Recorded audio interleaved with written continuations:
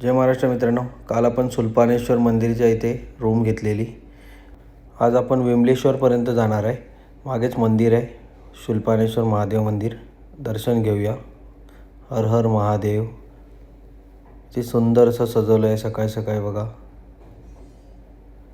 काल रात्री जेव्हा आम्ही आलो होतो इथे तेव्हा लाईटिंग फार भारी होती. आता बघा तुम्हाला दाखवतो मी. हे बघा, काल जेव्हा आम्ही आलो होतो तेव्हा लाईटिंग बघा किती सुंदर अशी लाईटिंग आणि चित्र होतं.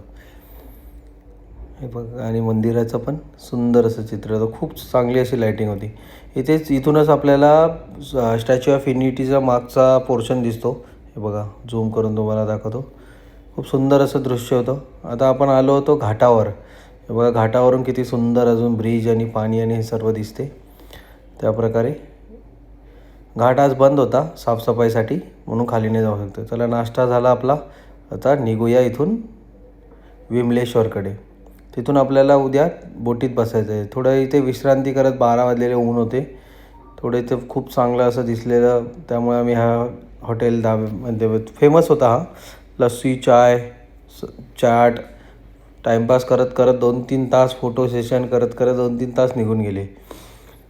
खात पीत म्हटलं जाऊ द्या ना, आपल्याला आज जास्त नाही 70 किलोमीटर जायचं होतं, म्हणून चहा पी, कधी लस्सी पी, काय फोटो काढत बस.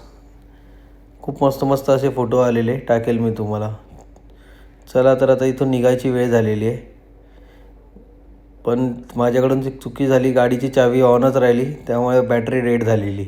आता इथे कुठे जवळपास मेकॅनिक पण नाही. बघतो आता कुठे पुढे जाऊन. आपल्याला 2-3 तासानंतर मेकॅनिक एक आला. त्यांनी मग बॅटरी अटॅच केली. मग बॅटरी स्टार्ट करून मग आपण आता विमलेश्वरजवळ पोहोचलेलो आहे. आता आपण आलो आहे विमलेश्वर मंदिरात. विमलेश्वर, वामलेश्वर दोन्ही म्हणतात त्याला. वा, महादेवाचे दर्शन घ्या.